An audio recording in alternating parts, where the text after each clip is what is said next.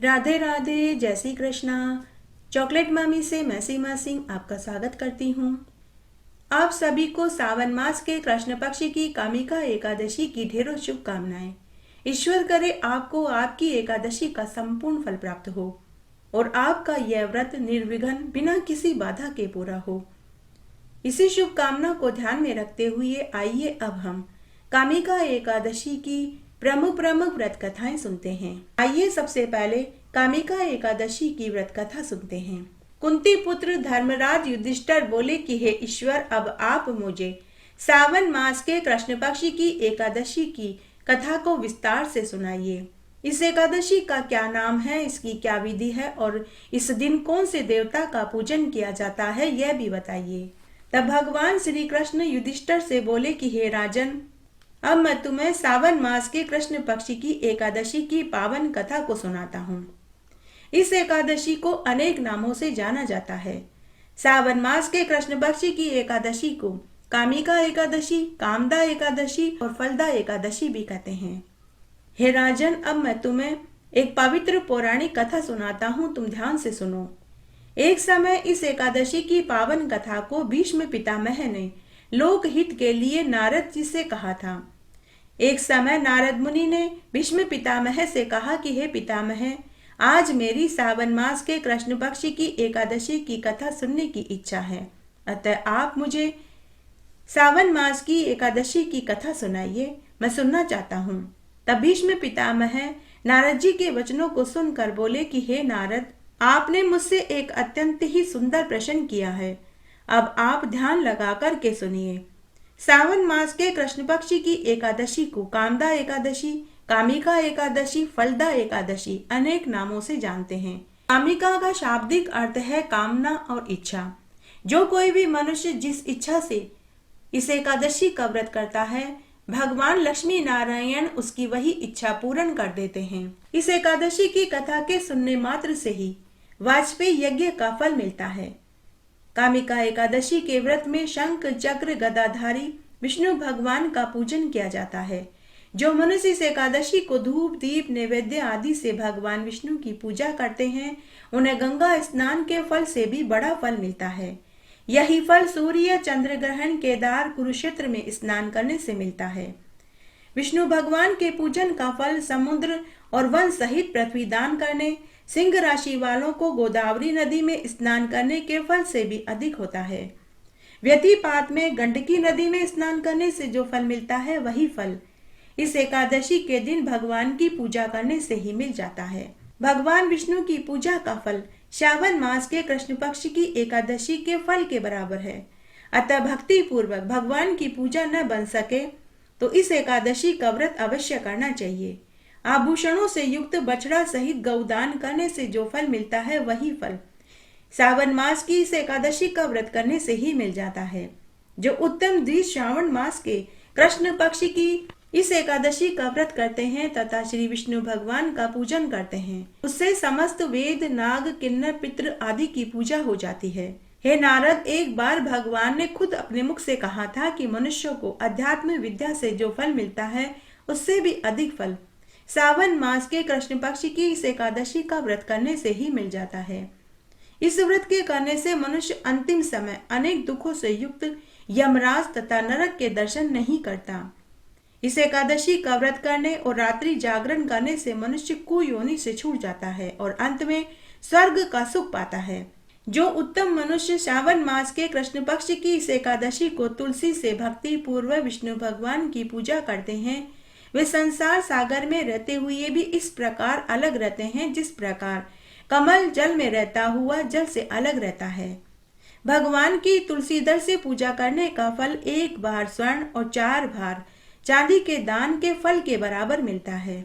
श्री विष्णु भगवान रत्न मोती मणि आभूषण आदि की अपेक्षा तुलसी दल से अधिक प्रसन्न रहते हैं।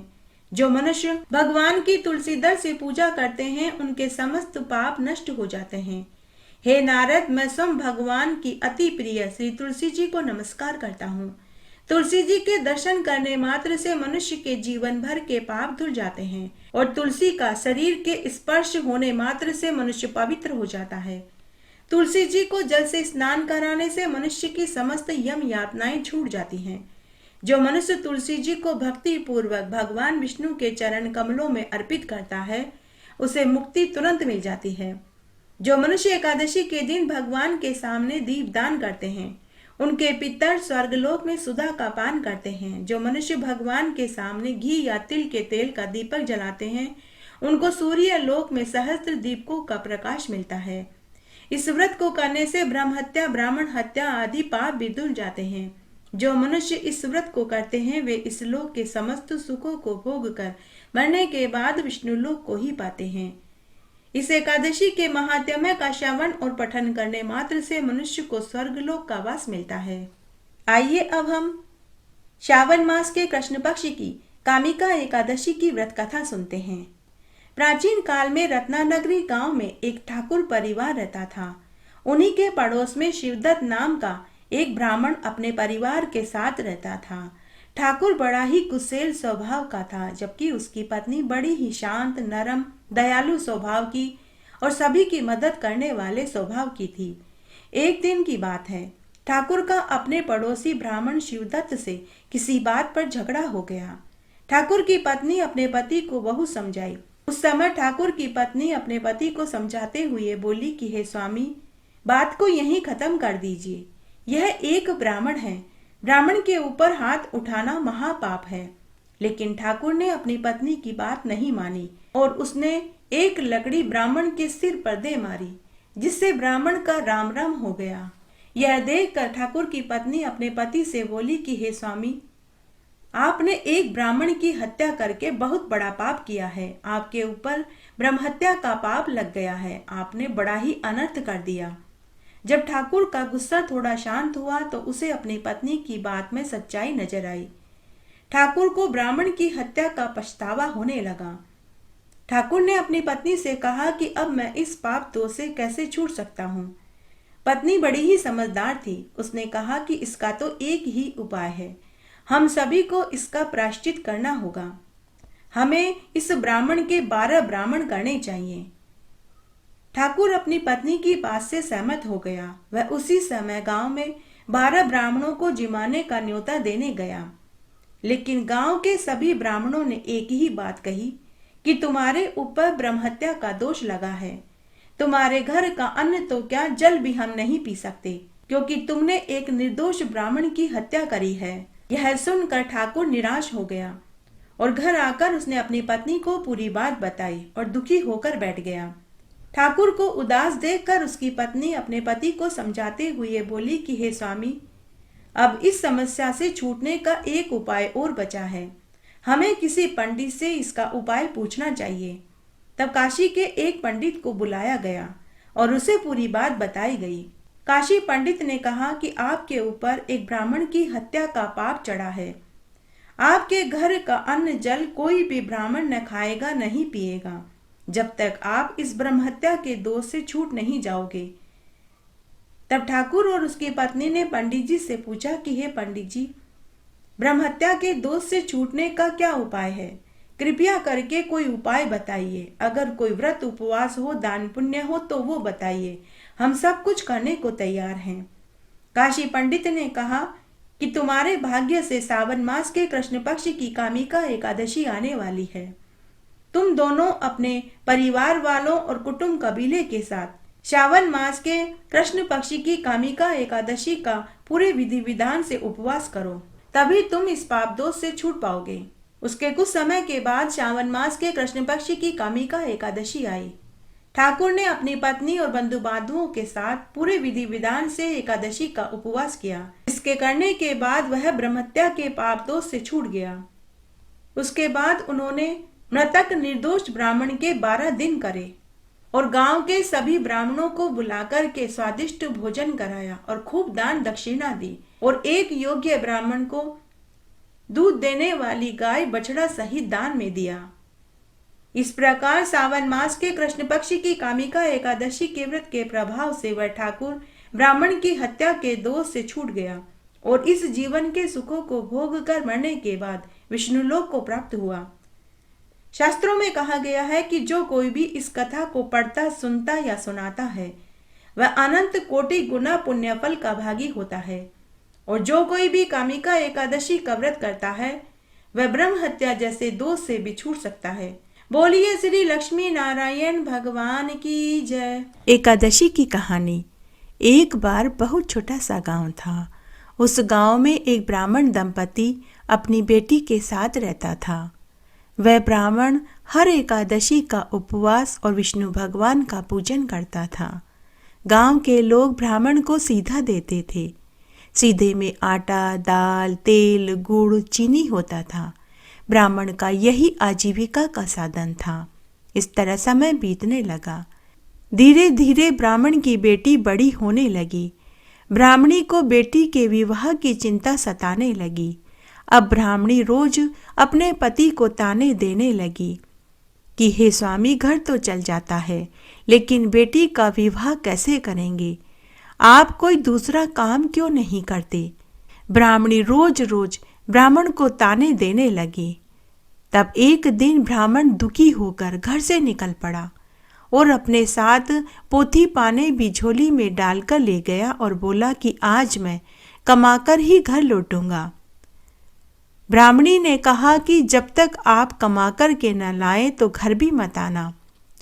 उस दिन ब्राह्मण का एकादशी का उपवास था। पूरे दिन ब्राह्मण गांव में इधर उधर भटकता रहा, लेकिन कोई उसे नहीं मिला जो उसकी एकादशी की कथा को सुनता। ब्राह्मण सुबह से भूखा प्यासा था। दुखी होकर ब्राह्मण जंगल में चला गया और जंगल में वह एक पीपल के पेड़ के नीचे बैठ गया और अपने पोथी पाने निकालकर एकादशी के महात्म्य और कथा को जोर जोर से बोलने और पढ़ने लगा। ब्राह्मण को पूरा यकीन था कि एकादशी का महात्म्य और कथा पूरी होते होते कोई न कोई राहगीर इधर से निकलेगा और वह चढ़ावे में रुपए देगा, लेकिन कथा पूरी हो गई, कोई नहीं आया। ब्राह्मण यह देखकर और भी दुखी हो गया। रह रह कर ब्राह्मण को अपनी पत्नी के कटु वचन याद आने लगे। वह मनी मन सोचने लगा कि अगर आज मैं खाली हाथ घर गया तो ब्राह्मणी खूब जलीकटी सुनाएगी। ब्राह्मण की आंखों में से आंसू आने लगे कि तभी पीपल के पेड़ में से विष्णु भगवान प्रकट हुए और बोले कि हे ब्राह्मण, आंखें खोल। तभी ब्राह्मण ने आंखें खोली तो उसके सामने शंख चक्र पद्मधारी, गले में वैजयंती माला पहने हुए, पाट पीतांबर धारण किए हुए भगवान विष्णु खड़े थे। ब्राह्मण भगवान के चरणों में गिर पड़ा और अपने आंसुओं से उनके चरण धोने लगा। तब भगवान विष्णु ने ब्राह्मण से कहा कि हे ब्राह्मण, अब तू वापस तेरे घर जा, तेरी गरीबी जल्दी ही दूर हो जाएगी। तभी वहां एक बहुत सुंदर गाय बछड़ा सहित आकर खड़े हो गए। भगवान विष्णु ने ब्राह्मण से कहा कि हे ब्राह्मण, यह गाय और बछड़ा तुम अपने घर ले जाओ। यह रोज तुम्हें दूध देगी और साथ ही रोज एक मोहर सोने की गोबर में देगी। इससे तेरी गरीबी दूर हो जाएगी। ब्राह्मण यह सुनकर बहुत खुश हुआ। ब्राह्मण ने आंखें बंद करके भगवान को प्रणाम किया कि तभी भगवान अंतर्ध्यान हो गए। ब्राह्मण खुशी खुशी गाय और बछड़ा लेकर घर आया और अपनी पत्नी और बेटी को पूरी सच्चाई बताई। अब ब्राह्मण परिवार गाय और बछड़े की खूब सेवा टहल करने लगे। कुछ ही दिनों में ब्राह्मण की सारी गरीबी दूर हो गई। तब एक दिन ब्राह्मण ने अपनी बेटी का धूमधाम से विवाह कर दिया। सगे संबंधी, परिवार वाले और गांव वाले सभी ने ब्राह्मण की खूब बड़ाई करी। धीरे धीरे पूरे गांव में यह खबर आग की तरह फैल गई कि ब्राह्मण की गाय एक सोने की मोहर देती है। यह खबर राज दरबार तक पहुंच गई। तब कुछ ईर्ष्यालु, जलने भूलने वाले मंत्रियों ने राजा से कहा कि हे महाराज, हमारे गांव में एक ब्राह्मण है। उसके पास एक गाय है जो रोज सोने की मोहर गोबर में देती है। वह गाय तो आपके राजमहल में होनी चाहिए। तब राजा ने सिपाही भेजकर ब्राह्मण के यहाँ से गाय महल में मंगवा ली।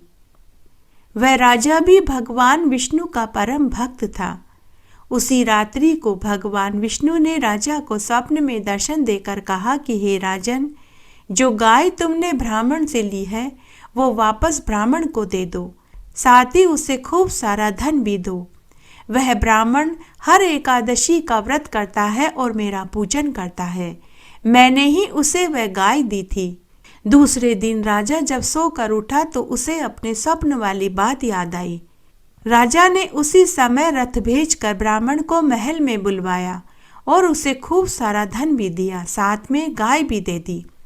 उसके बाद राजा ने पूरी नगरी में यह ढिंडोरा पिटवा दिया कि सभी को एकादशी का व्रत करना चाहिए और एकादशी के महात्म्य को सुनना चाहिए और भगवान विष्णु और माता लक्ष्मी का पूजन करना चाहिए।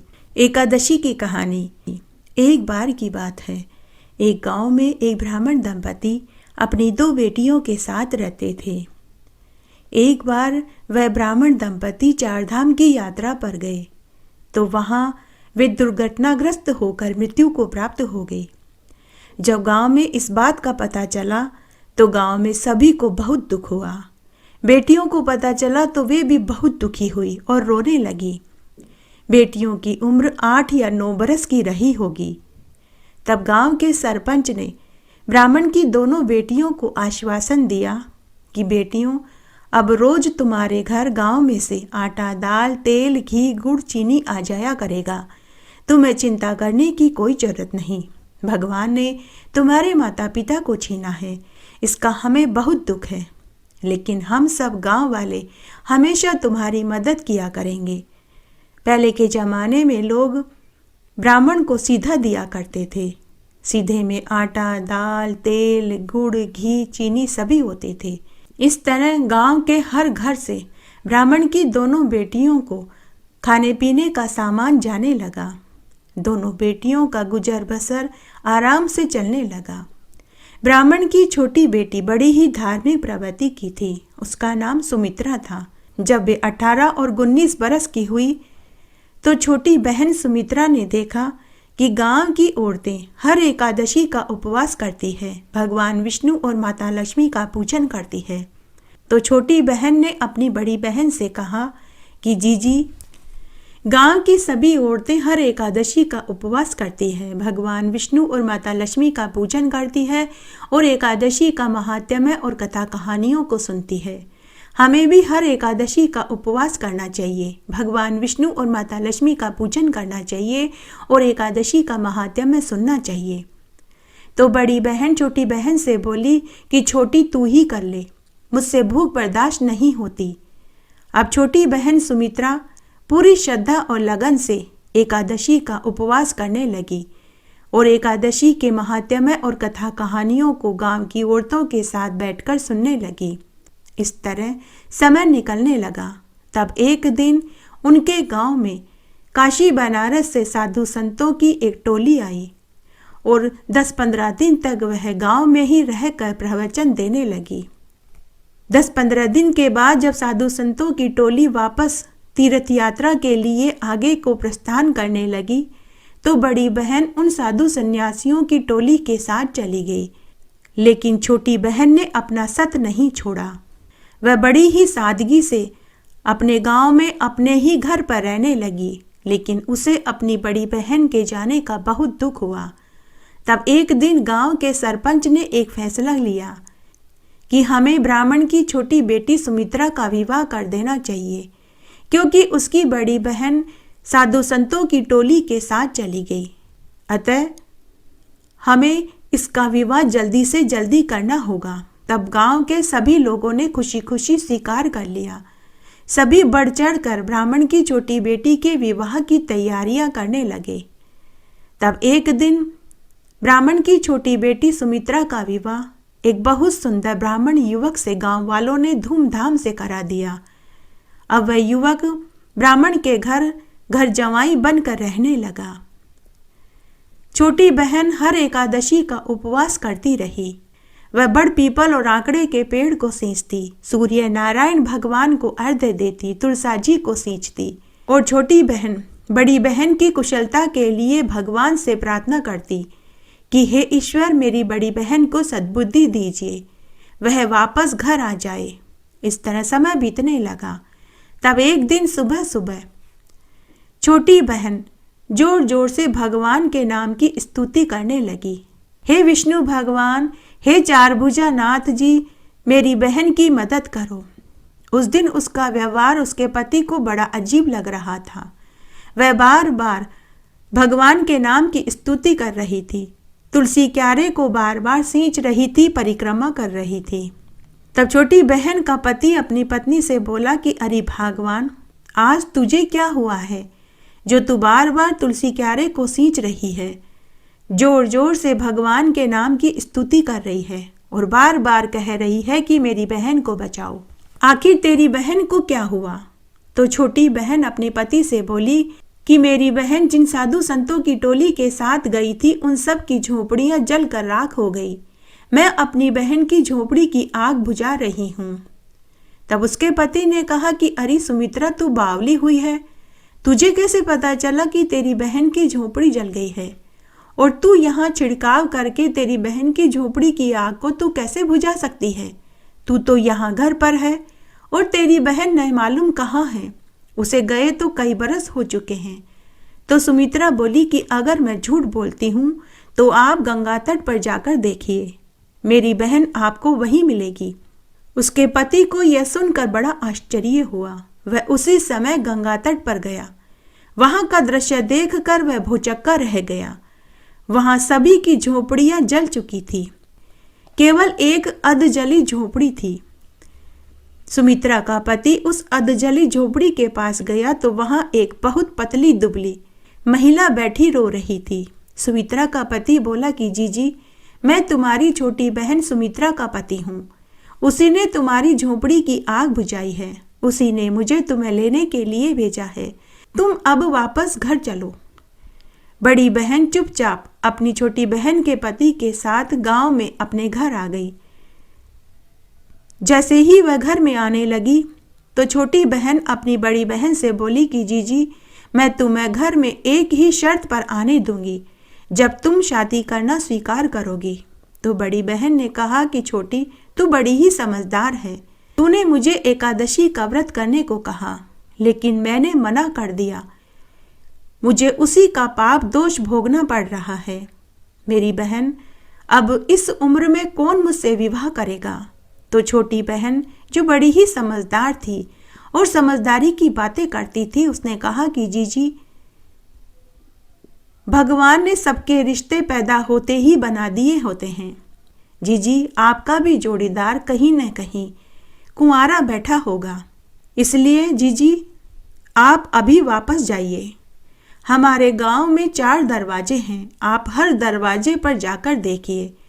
जो भी भला पुरुष आपको सबसे पहले मिले, आप उसी के गले में वरमाला डाल देना और उसी से विवाह कर लेना। तब बड़ी बहन गांव के पहले दरवाजे के पास गई तो वहां उसे एक कोढ़ी पुरुष बैठा हुआ मिला। उसके शरीर पर मक्खियां भिनभिना रही थी।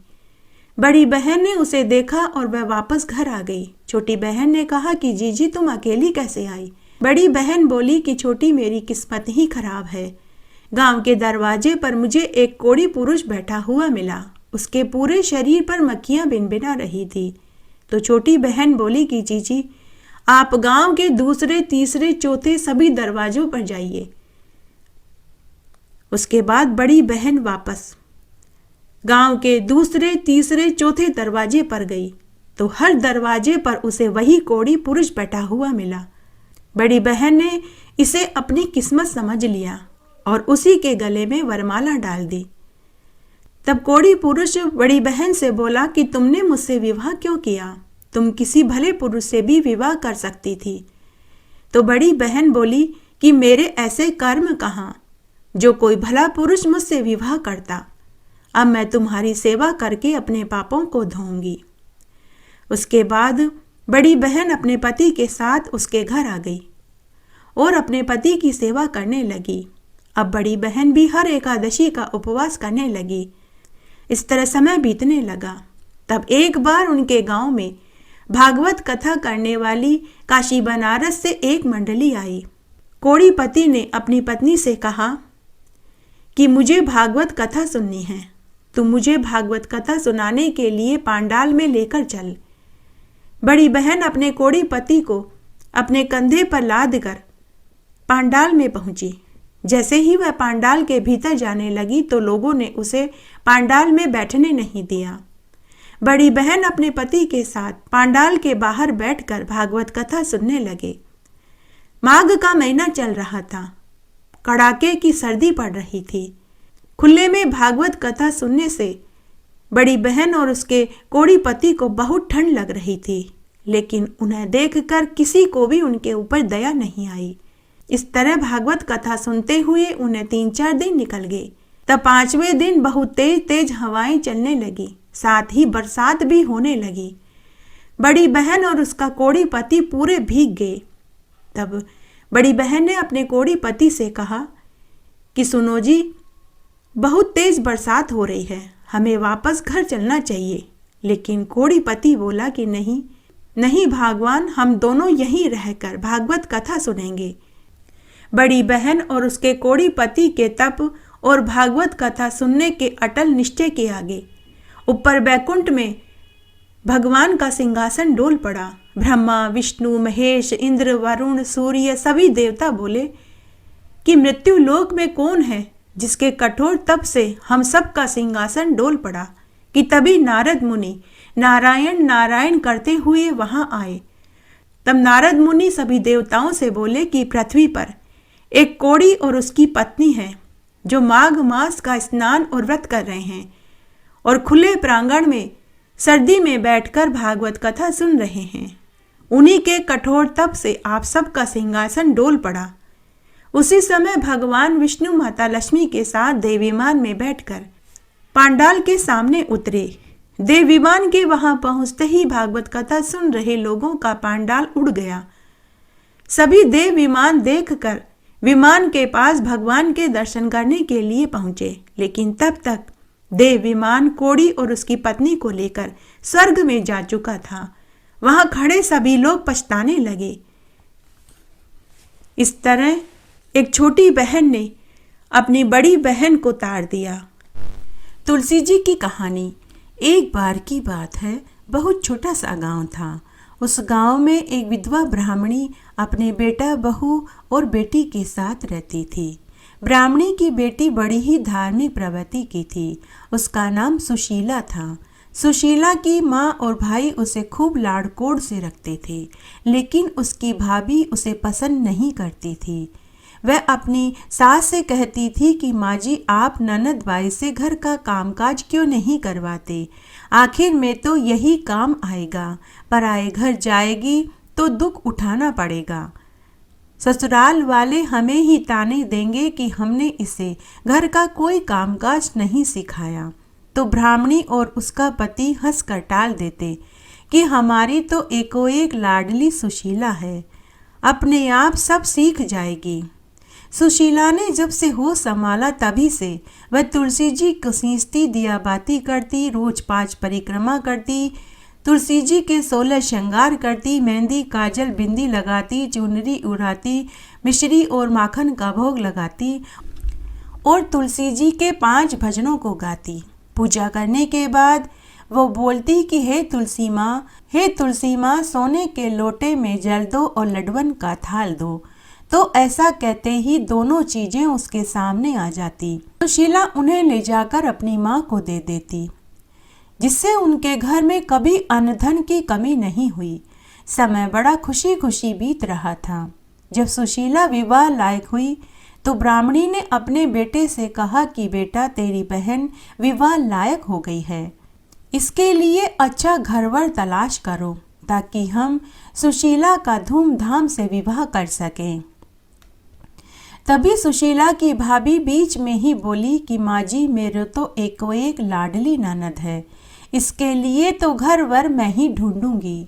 मेरी कौन सी 2-4 नंदे हैं, अपनी ननद के नेक 4 तो मैं ही करूंगी, मैं ही बनिया गाऊंगी। तब पति और सास ने कहा कि जैसा तुम ठीक समझो वैसा करो। तब भाभी अपने मन ही मन सोचने लगी कि अब आया ऊंट पहाड़ के नीचे, अब मैं अपनी मन की निकाल लूंगी। बरसों से वह अपनी ननद से खार खाए बैठी थी, तो उसने मन ही मन सोचा कि इसके लिए ऐसा गरीब घरवर ढूंढूंगी ताकि मेरी सास और मेरे पति को सबक मिल सके। तब भाभी ने एक गरीब से गरीब घर में सुशीला का रिश्ता तय कर दिया। तब ब्राह्मणी ने और उसके बेटे ने सुशीला का धूमधाम से विवाह कर दिया। जब सुशीला विवाह होकर ससुराल में पहुंची तो कोई वहां मंगल गीत गाने वाली महिलाएं नहीं थी, न ही किसी ने उसका आवभगत किया।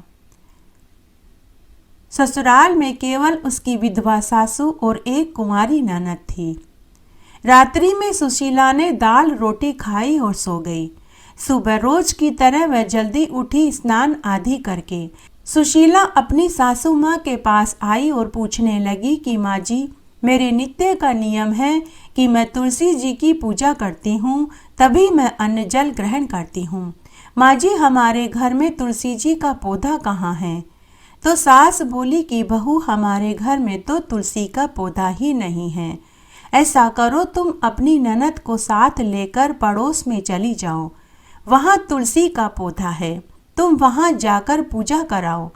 तब सुशीला अपनी छोटी ननद को साथ लेकर पड़ोस में तुलसी जी की पूजा करने चली गई। सुशीला ने वहाँ तुलसी जी की पूजा करी। हमेशा की तरह पूजा करने के बाद वह बोली कि हे तुलसी माँ, सोने के लोटे में जल दो और लडवन का थाल दो। उसी समय दोनों चीजें उसके सामने आ गई। सुशीला ने दोनों सामान पड़ोसन को पांव छूकर दे दिया। पड़ोसन धन और लड्डू पाकर बहुत खुश हुई। पड़ोसन ने सुशीला से कहा कि बहू, तुम तो रोज तुलसी जी की पूजा करने आ जाया करो। पड़ोसन को धन का लालच आ गया। जैसे ही सुशीला अपनी ननद के साथ घर आई तो ननद ने अपनी माँ को सारी बात बता दी।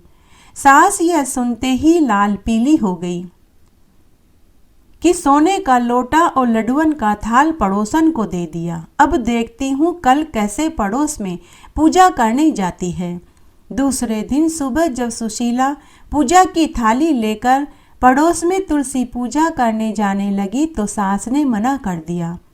सास बोली कि बहू, कोई ज़रूरत नहीं है रोज रोज दूसरों के घर पूजा करने जाने की। बहू, तेरे मायके के रीति रिवाज यहाँ नहीं चलेंगे। चलो चुपचाप से घर के कामकाज में लग जाओ। सुशीला अपनी सास से कुछ नहीं बोली। उसने घर के चौके का सारा काम किया, झाड़ू पोछा किए, बर्तन किए, भोजन बनाया, सबको भोजन खिलाया, लेकिन उसने स्वयं अन्न जल ग्रहण नहीं किया, क्योंकि उसका नित्य का नियम था। वह तुलसी जी की पूजा करने के बाद ही अन्न जल ग्रहण करती थी। इस तरह 4-5 दिन निकल गए। तब एक रात्रि को स्वप्न में तुलसी माता ने सुशीला को दर्शन देकर कहा कि बेटी उठो, क्यों भूखी प्यासी हो? बेटी, तुम आजकल मेरी पूजा भी नहीं करती हो, नहीं तुम मुझे जल से सींचती हो, न घी का दीपक जलाती हो, न परिक्रमा करती हो, और नहीं तुम मीठे मीठे मुझे भजन सुनाती हो। तो स्वप्न में ही सुशीला बोली कि हे तुलसी माँ, मेरे ससुराल में तुलसी का पौधा ही नहीं है, पड़ोस में मुझे सासू ननद जाने नहीं देती। तब तुलसी माँ बोली कि बेटी, मैंने तेरे घर के आंगन में अपना वास बना लिया है, तुम अब रोज मेरी पूजा किया करो। ऐसा कहकर तुलसी माँ अंतर्ध्यान हो गई। सुबह जब सुशीला सोकर उठी तो उसे रात्रि के स्वप्न वाली बात याद आई। सुशीला भागी भागी आंगन में देखने गई तो वहां तुलसी का पौधा घेर गुमेर दूर तक फैला हुआ था, जिसकी हर लड़ी में सोने हीरे मोती लड़झर हो रहे थे। सुशीला देखकर बहुत खुश हुई। उसने पहले स्नान किया, पूजा की थाली जमाई और फिर उसने तुलसी माँ को जल से सींचा, घी का दीपक जलाया, रोली मोली चावल लच्छा बांधा, मेहंदी काजल बिंदी लगाई, चुंदड़ी उड़ाई और बोली कि हे माँ तुलसा, सोने के लोटे में जल दो, लडवन का थाल दो। ऐसा कहते ही दोनों चीजें उसके सामने आ गई। सुशीला ने दोनों सामान ले जाकर अपनी सास को पांव छूकर दे दिया। सास और ननद आश्चर्य में पड़ गए कि यह सब कहाँ से आया। सुशीला ने उन्हें पूरी बात बताई। सासू ननद भागी भागी घर के आंगन में देखने आई तो तुलसी का पौधा धन से लड़झड़ हो रहा था। सास और ननद ने सुशीला के पांव पकड़ लिए। सुशीला ने कहा कि माँ जी, बाईसा, आप मेरे पांव मत पड़िए, उल्टी गंगा नहीं बहती, मैं आपके पांव लगूंगी, आप तुलसी माँ के पांव पड़िए। अब सास और ननद भी अपनी बहू के साथ तुलसी जी की पूजा करने लगी। कुछ ही समय में वे बहुत अमीर हो गए और कुछ ही महीनों में उनके घर में धन दौलत, नौकर चाकर, महल नुमा मकान हो गया। हाथी, घोड़ा, ऊंट, बंगला, मोटर गाड़ी, जेवरात सब हो गए। वे अमीर लोगों की श्रेणी में गिने जाने लगे। जब पहली राखी आई तो भाभी का मन हुआ कि इस राखी पर ननद के ससुराल जाकर देखना चाहिए कि उसके क्या हाल हैं। जरूर ससुराल में धंधा पीट रही होगी, सूखे टिक्कड़ खाती होगी, फटे पुराने गुदड़े ओढ़ती होगी, फटी पुरानी साड़ियां पहनती होगी। तब भाभी अपने पति के साथ सुशीला के घर राखी बंधवाने पहुंचे तो सुशीला के ठाट बाट देखकर भाई को बहुत खुशी हुई, लेकिन भाभी की आंखें चकराने लगी, उसे तो चक्कर आने लगे। सुशीला अपने भाई भाभी से मिलकर बहुत खुश हुई। हे तुलसी माता, जैसे आपने सुशीला की पग पग पर मदद करी वैसी सबकी करना। कहानी कहने वाले की, सुनने वाले की और हुक्कारा भरने वाले की।